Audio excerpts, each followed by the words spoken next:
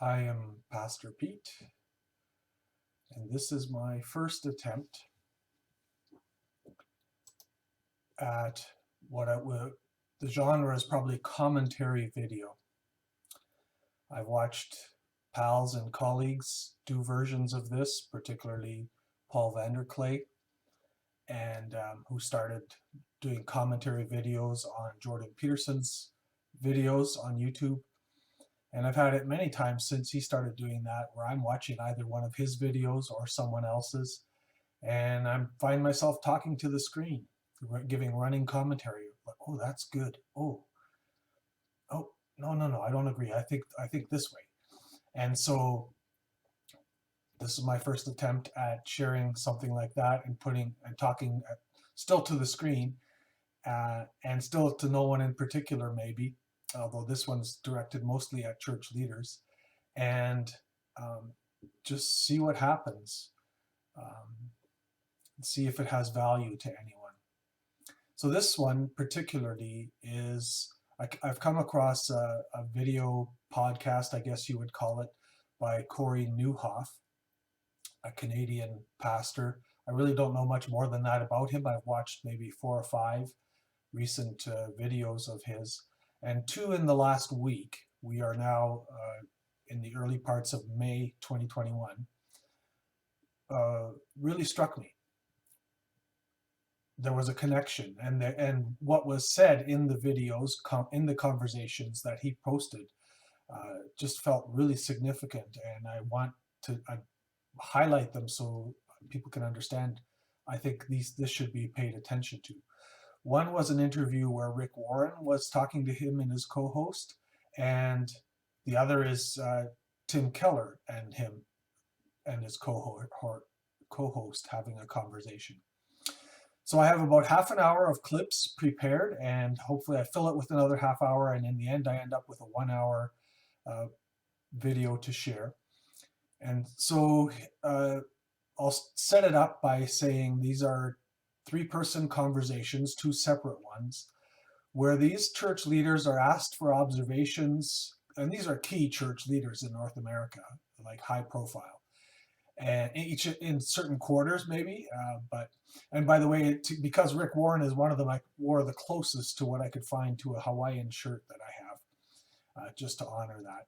And they're asked about cultural changes that are going on in the general culture, how they're affecting the church, but then also, most significant for me, how the culture of the church needs to change to match that, or needs to adapt to that in terms of adaptive leadership. So here goes the first clip.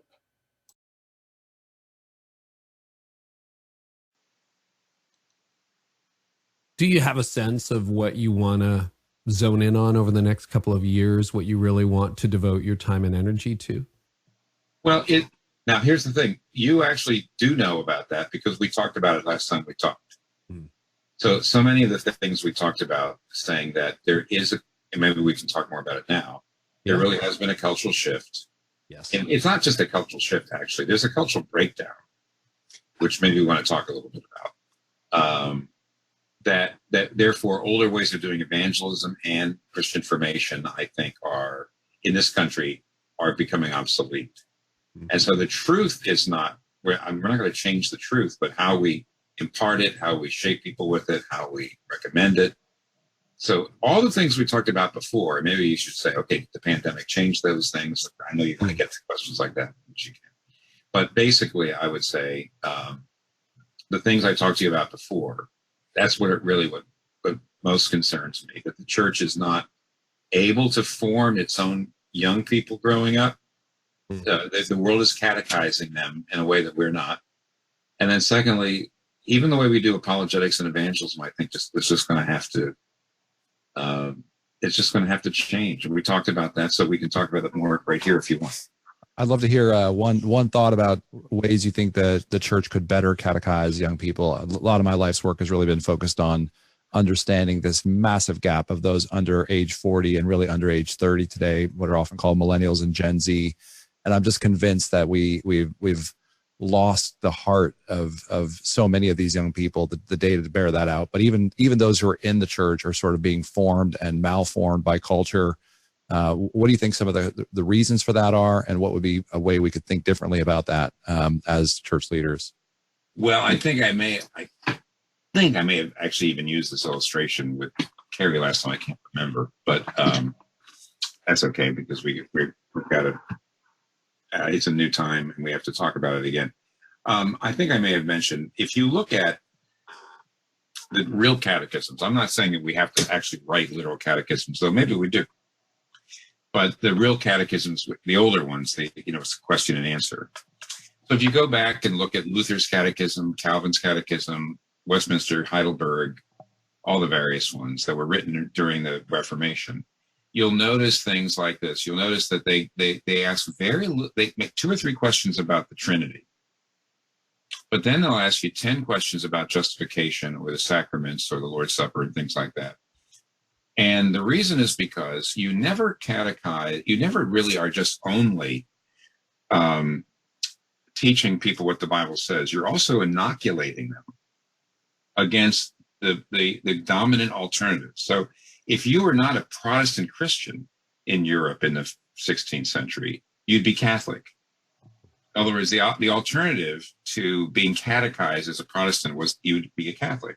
That's the reason why the catechism actually was inoculating you against the counter narrative. Now, Catholics and Protestants have this very same beliefs about the Trinity, the deity of Christ, etc., but they don't have the same beliefs about salvation, how you receive salvation, justification, the Lord's Supper and things like that. And therefore, the catechisms are actually not just shaped by what the Bible says, but also what the alternative narratives are. I would say today, the alternative narratives, the way we train younger people doesn't take on the identity narrative or the freedom narrative or the science narrative or you know what I'm talking about. Mm-hmm. They're very, very profound narratives, and they're getting them dozens of times a day in all sorts of ways. And unless here's what inoculation is: giving people a little bit of the disease, but also one that actually stimulates the antibodies, right? I just got vaccinated, by the way, about COVID, so I'm just reading about that. And so what you want to do is you want to not just talk about the Trinity, but you want to say, how does the doctrine of the Trinity actually differ from what people say about human life today? I mean, how does it, or what the Bible says about the gospel, how's that different than the identity narratives that are out there? That your primary identity is something that you find in yourself, or your primary identity is a racial one. Is that your primary identity? And we're going to have to engage those things in the way in which we do doctrinal training, because the kids they're being engaged. So you really can't just give them the kind of traditional doctrine that we've been given for 500 years and then hope that they make the connection. You have to say, if you believe this and this is true, then this doesn't work over here. And so that's that. I haven't seen almost any material that actually does that. It's all it looks abstract, but it's basically based on, by and large, most evangelical churches are really still trying to teach kids how not to be Catholic. That's actually not their biggest problem. So interesting, and I couldn't agree more. I think I'm just observing. Fascinating. So there are a couple things you need to know by way of background in case you didn't. I found out from this video conversation that Tim Keller has pancreatic cancer, which is a very bad cancer. As far as I know, not curable, but I'm no expert. So he knows he has a limited time. And so the questions are framed that way. The other thing is that I find it interesting, in other parts of the video, he talks about how he was going to focus more on what he feels he needs to do. And I kind of sense that in his irritation with now Carey and his David are giving him topics to talk about that maybe he doesn't want to talk about, and he doesn't know how to articulate that. So that was just fun to observe, because he admits that he's a people pleaser and that too much of his life he's been doing what others have asked him to do rather than what he wanted. And then the third thing is that in a way, this is no surprise to me because I have very strong Protestant DNA. And I know that as a child, I've been recognizing that Batman had more influence on my own shaping. Maybe I only recognized it later, but Batman and comics had a lot of shaping on me in a time when the church did not. And that continues. And so we lament, I would call it more conservative, traditional Christians lament how the world shapes the kids more than the church does, but they don't work hard to change the church's way of inoculating, as Tim Keller says. So it was very pleasing for me to hear him articulate that in this video. He touches on the primary identity question as well, which will come back later in the other. So I'm just setting this up as one of the themes that came out with the conversation with Tim Keller that will also show up in Rick Warren. Here we are with the next clip. To what extent, what do you see accelerated? Like, any thoughts on, because obviously the world has changed, but like, I mean, what has got your attention now over the last year from a leadership theological perspective that perhaps got accelerated or changed by the pandemic? Well, I think the things that were happening before are going to continue to happen. I don't think it's completely clear to me yet how the pandemic is disrupting those trajectories. I don't think they're reversing any of them. I don't believe the pandemic's reversing them, but some will be accelerated, some will be decelerated, and some will just be thrown off the older track. I mean, I'm just trying to think. So, for example, we did not talk about this, Carey, and one of the problems with even getting into this one is because it's actually, unfortunately, political. But the reality is that the middle class is sort of going away. And the reason is, and there's a fair amount of good research that I believe in, is that basically labor is not as valuable as assets.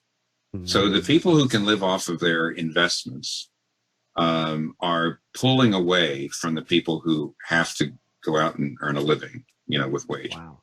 And so that's getting, that we know the pandemic, we know, has made that worse, because we definitely know that very wealthy people have become far wealthier during this pandemic. Virtually almost everybody who's really wealthy and has enough money to have, a portfolio out there, they've just done extraordinarily well.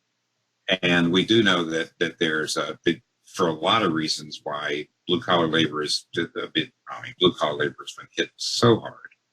There's a lot of jobs that may not come back, and so there's just one example of the growing economic inequality that is really fueling a lot of the problems politically. Is not it in any way, it's getting worse. On the other hand, we just think about another one is well, I guess on identity. Okay, here's a change, Carey. Here's a change. One secular identity approach, which is non-Christian, of course, is I call the therapeutic model, which is you look inside, you find out your deepest desires, and whatever's in there, you decide that's the real me. Identity is not found in God or in my family or in my duties. It's found in, I want to see my deepest desires, and I have to realize those desires, and that's my identity. Another approach, which we already knew about before, was if I am a minority, that's my main identity. Which means, in other words, because I'm not white, I'm not male, I'm not straight. There's a virtue in that, and so my primary identity is I've been a marginalized person.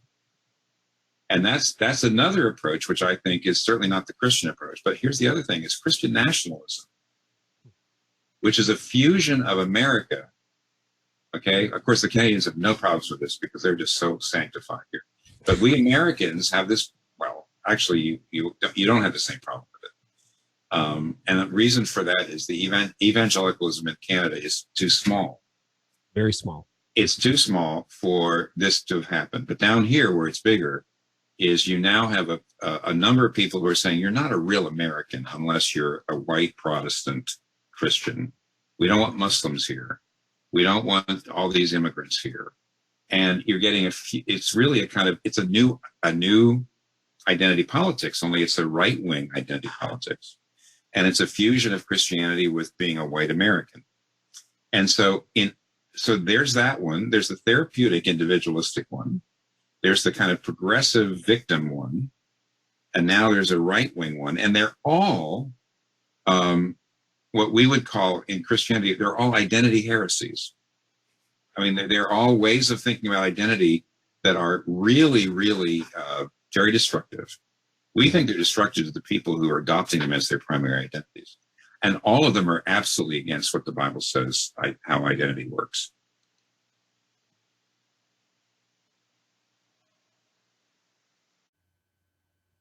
So there's more to chew on, more to think about. I love the part about the identities, and he names a few of them. The economics is also a significant piece. You'll have noticed here, names part of the problem as a political problem. But that key phrase, labor is not as valuable as assets, is a huge cultural change. That is a good observation. And then this whole therapeutic model of identity, look deep inside yourself and then just fulfill that. And then the whole idea of marginalization. I know that in other circumstances, I've had conversations where this is the first time in which claiming to be a victim brings power to you in a way that has never been before. And I actually believe that Christianity created the cultural conditions for that. But that's where we get all this marginalized identity, where even now churches that are fighting some of the restrictions will depict themselves as marginalized and martyrs, leveraging that. And then on top of that, he identifies this real American identity, which he says is white, Christian, right-wing, Christian by label, and that how that flows into politics. And then he says they're all heresies. They're all mistaken or wrong according to what the Bible teaches. This is not how we find our identity. I would have loved to have heard more on that, but that's where that one stopped. And so notice those things, the political mention, and that identity is one of the key challenges, because that's going to come back. I'll make a quick apology as well in terms of this is my first venture into this, and if there are technical issues, or if the cuts are not clean, that's just me learning how to do this and not wanting to yet spend weeks putting this video together either. So here comes the next one. Now we go to talking to Rick Warren, and he is asked also, like Tim was, maybe not exactly in those words, but how is COVID changing things?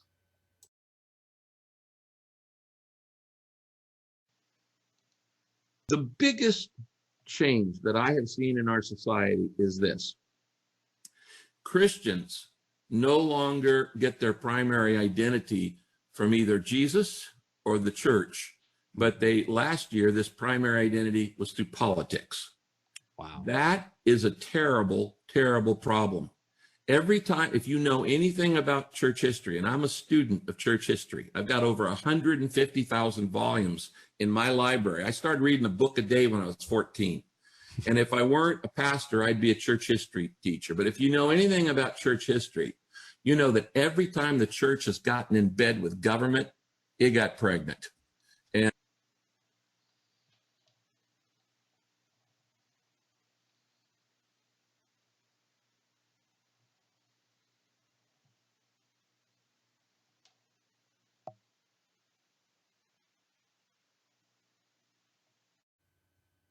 Sound familiar? Identity is a key cultural challenge, where we find our identity. A different version of what Tim Keller just said.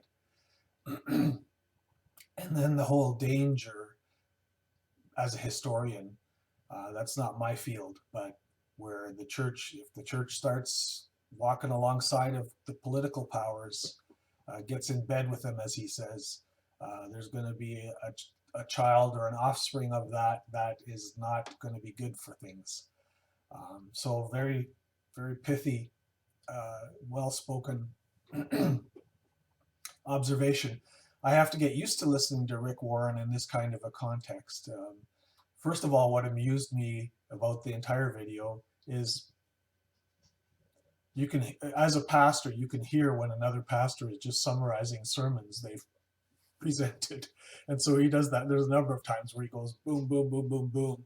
And you could tell that that was either a whole sermon series that he just boiled down to 4 things or something like that. And although he doesn't sound braggadocious in it, he does talk a lot about himself. And sometimes I found that distracting, but then usually if things are irritating me about what somebody else does, I've learned that that's probably because I do it, and I just don't like seeing it in somebody else, but I'm not fixing it in me. So now we go to the next one with Rick Warren. It'll be a little bit longer, and the context is talking about general cultural changes and trends. Down. But going back to your question, we are in a transition, and what everybody's used to Zoom now. Right. This is going to open up enormous opportunities. You know, every time God's word has been put in a new technology, revival has come as a result. Again, that's the historian speaking, right? Every time the Bible has been able to be presented by a new technology, there's been some kind of a revival of interest in it and engagement with it. And I think of many examples. The main one comes to mind right now is the Bible Project. Just a delightful, valuable, deep and rich resource on the Bible that's online now. That's videos online, animated, but in a way that just speaks, besides the words that are being spoken, the images speak the story of the Bible just so well. But then his observation that Zoom, everybody's used to Zoom now. Even there, I just all of a sudden thought, oh man, I'm scratching my eye, but I'm on camera, right? To learn, we've learned to think a whole different way. But there's a lot of things that are done remotely now that everyone accepts, that pre-COVID, if you had suggested, sending in a sermon, doing your sermon at home and just having it played in front of the church, that would have been resisted. If you would have, as I would have long wanted to do, suggested doing away with handshakes, because really what do they mean anymore today? That would have been tremendously resisted.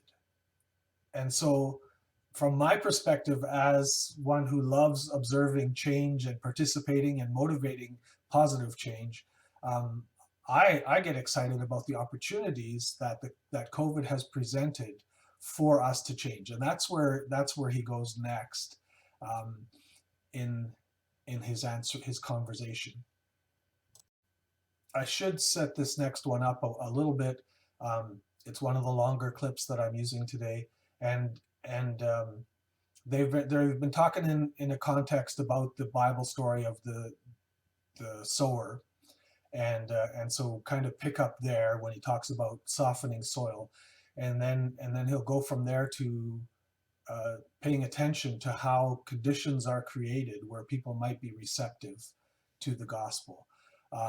I left some pieces in there I wanted to cut out. I just didn't have time to edit all that. And they're not worthless, but they're not to the point so much. Like when he lists the 5 storms, go fetch a coffee when he starts on that. So how does God turn hard soil into soft soil?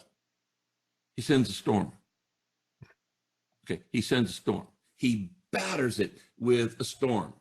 And rain softens the hardest desert, the hardest heart. People are most likely to receive Christ when they're in transition or under tension. In transition or under tension.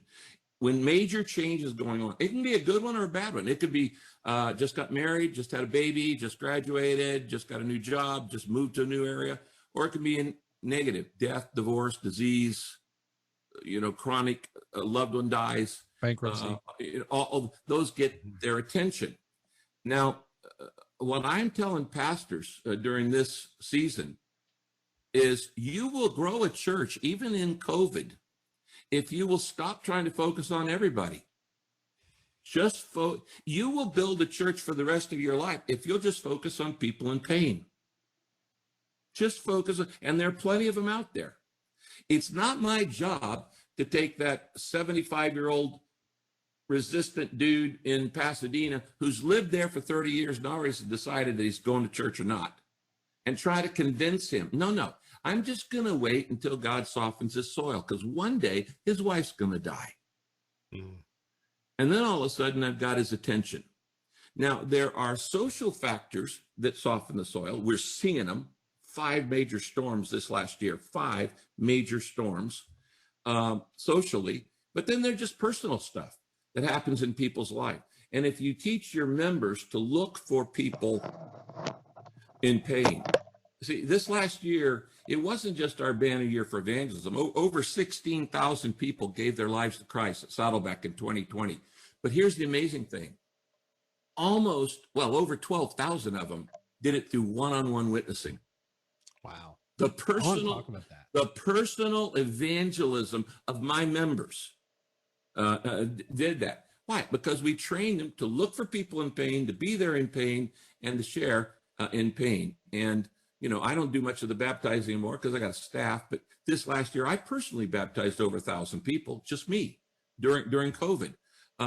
So we had about 4,000 or 5,000 people accept Christ through our online services, but far more through personal evangelism. 2 to 3 times more people coming to Christ through, hey, can I help you in your pain?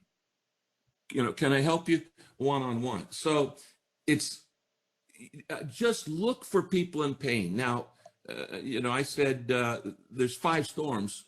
Okay, here are the 5 storms we had. We had what I call the global infirmity. That's COVID, the global infirmity, pandemic. I've been involved in pandemics in the past. We were involved in AIDS for 20 years when it was a big pandemic. And viruses mutate, just like AIDS did.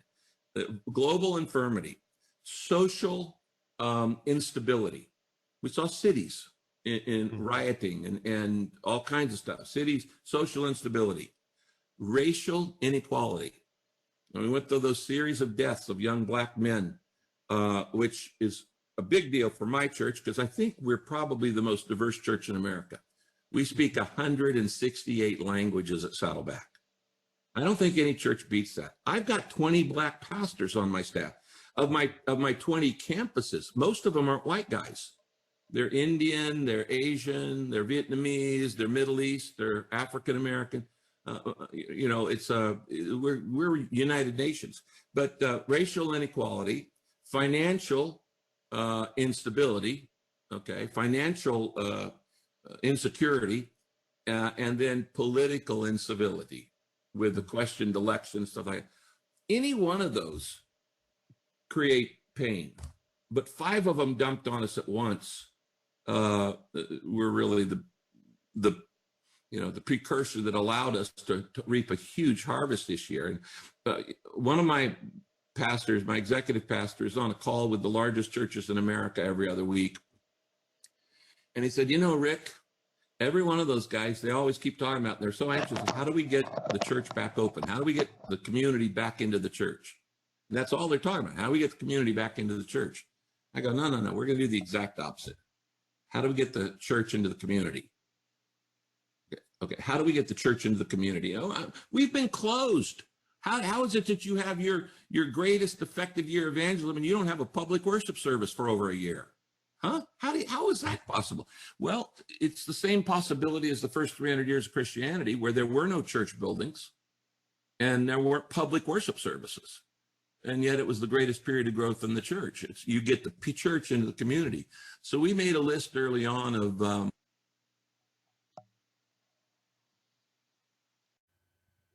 that last minute there of that video is really kind of what pushed me over the edge to actually do this.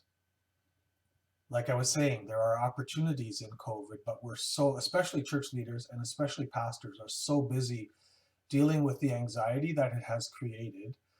Particularly, many cases, it's battles over whether to mask or not, and how much to follow restrictions. And they vary on depending on what side of the 49th you're on, for one. But also rural areas tend to have more battles than urban areas about this. But there's all this anxiety around the COVID, and it comes into the church, and church leaders have been dealing with that. And yet here we have two key North American church leaders that are able to step above and beyond that and see this from a bigger picture. And I just love what he does here. He raises really two questions. I'm going to say it stronger than he does, right? To have your best year of outreach outcomes during a year when you do not have worship services. Raises the question, and he does that, of how much are we too attached to our worship services? How much are we too attached to believing that the worship service is what's actually going to be a big piece of people's conversion? I do not know of any stories, except for like Sawdust Trail evangelism stories, of people being converted in a worship event. Now that may be partly my background, and maybe the Pentecostals and Billy Graham types are saying, well, you haven't been in the right places. Vineyard people, I don't know who, but Rick Warren points to something else here about this personal relationship, and having a personal relationship. I would adapt it a little bit. It sounded a little bit like taking advantage of people's pain to me, the way he said it, but being connected in life so that you can be there when they're in pain and when they do become open to other options for finding meaning in life. But along with that, a little bit more buried is the question, how are we too attached to our buildings, right? Our buildings have fallen basically into disuse. Oh, we're eager to get back into them. We're eager to recover something from the past that we long for and legitimately miss.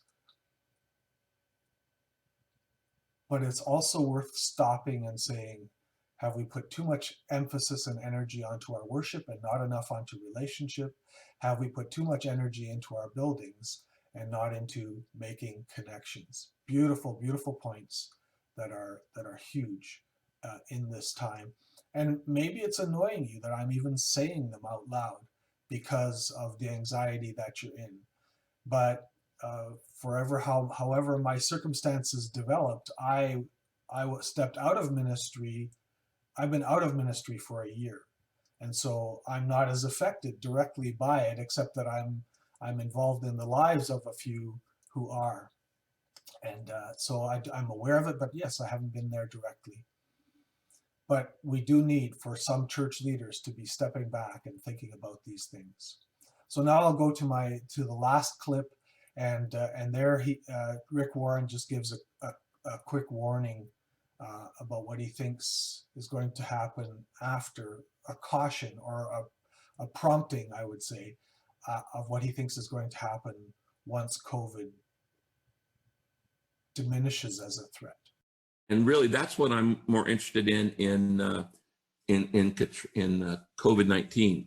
While the doctors are working on the disease, it's our job as church leaders to work on the dis-ease, the stress that's being caused by all these changes in society, rapid changes and all these storms. We're to work on the dis-ease. And I'm telling you guys, you can write this down and take it to the bank. This next year, and even after that, there's going to be a tsunami of grief. A tsunami of grief. So whereas others, like Paul, my buddy Paul, is into history and philosophy, I'm more of a sociology, psychology pastor. And so that really caught my attention, in the sense that there's this hope that we're going to return to something approximating what was normal before. It may be possible, but it may not. And so if some key components of our worship experience, greeting one another with the holy kiss, okay, we Protestants didn't do that anyway, but the handshake or the greeting time in church becomes something that is really not wise to bring back, there's going to be grief associated with that. And he calls it a tsunami of grief, that where everybody's kind of really fed up right now. I'm working in a job where I make phone calls and do surveys, and I had what should have been a really happy moment the other night, and it wasn't at all. And I was interviewing an older lady who runs a home for people with mental health challenges, and I'm just doing a survey, and I could sense some tension in her, and so I made it lighthearted and playful.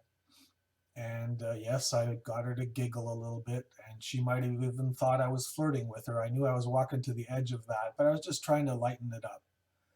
And at the end of the survey, we are asked to, if people have feedback for us about the survey.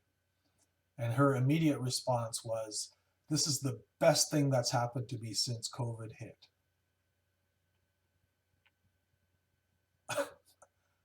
A phone call to do a survey. Like, what does that indicate? And so, yeah, I was glad I could make it so bright for her. But if that was the brightest point of her last year and a bit, tsunami of grief coming. And we as church leaders need to start need to be ready. I think Rick Warren is right on target here. We need to be thinking about that. We need to unravel ourselves from that expectation of returning to normal. And we need to start putting things in place to address this.